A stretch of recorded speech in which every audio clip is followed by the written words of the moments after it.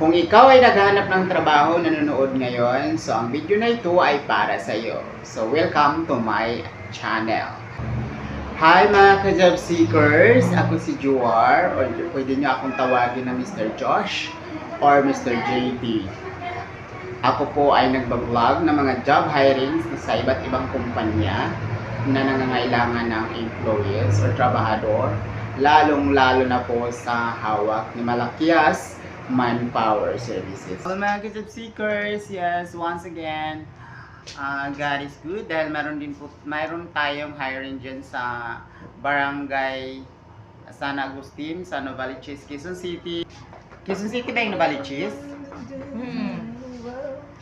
Yes. Okay, so meron tayong kailangan dyan mga sales agent. Sales agent, so ang produkto na inyong ipopromote. So ang sales agent is promoting the product, the services of the company by advertise sa mga online platform. Yan po, so yun po yung mga itrabaho ninyo.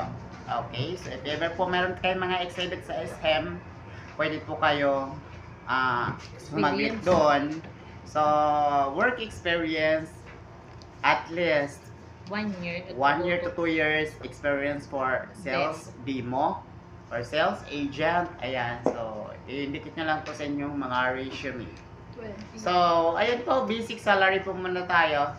Yan, 600, and then after nun is bahala na po si company regarding dun sa commission na ibibigay sa inyo ni company. Okay po. So, if you're interested to apply, once again po is, just call my number 0981-756-1374.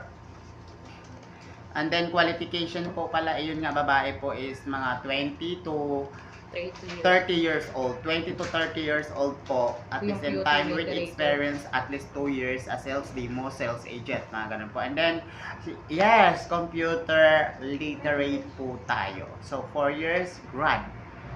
or undergrad. Or undergrad, basta ikaw ay mas madadal pa sa akin at yung you have a power to convince. So if you are interested applicant, just call my number 0981-756 or apply directly here in Malakias Manpower Services. Nilagay ko po dito sa description below sa comment section ang aming number dito. Yeah, so once again, this is Mr. JT of Malakias Manpower Services. See you here mga ka-job seekers. Good luck!